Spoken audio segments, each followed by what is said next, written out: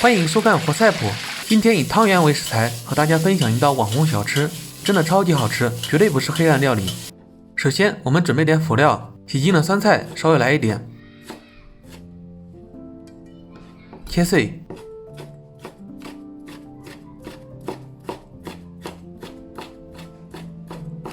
洗净的韭菜来几根，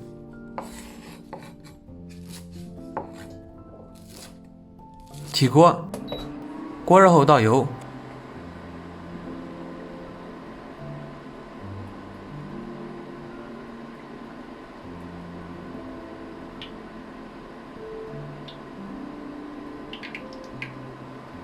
油热后倒入速冻汤圆，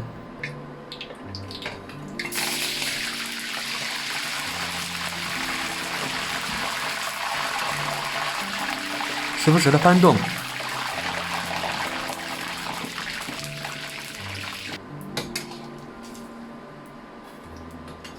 炸至汤圆略带黄色，控油捞出。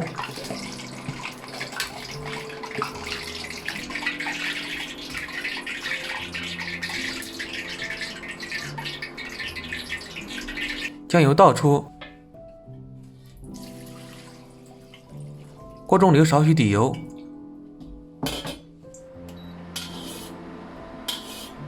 放几个干辣椒，放入切好的酸菜，简单翻炒几下，放入切好的韭菜，加盐2克，翻炒均匀。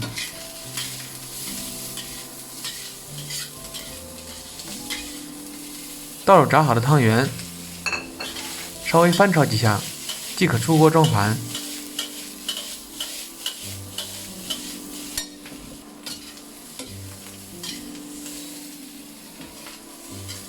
我们的酸菜炒汤圆就做好了。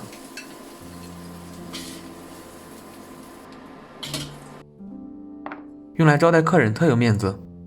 下面我们总结一下制作酸菜炒汤圆的注意事项：一、汤圆一定要选速冻汤圆，而且在炸之前是冻着的，不然油炸时容易烹溅出热油。二、汤圆的种类没有要求，按照自己的喜好就行。三、油炸的时间不要太短，一方面为了防止汤圆炒的时候炒烂，另一方面为了防止汤圆不熟，至少炸至汤圆略带黄色。喜欢的朋友可以照这个方法试着做一做，有什么问题大家可以在视频下方留言和我交流，也欢迎大家点赞、转发、收藏、订阅活菜谱，每天学会一道菜。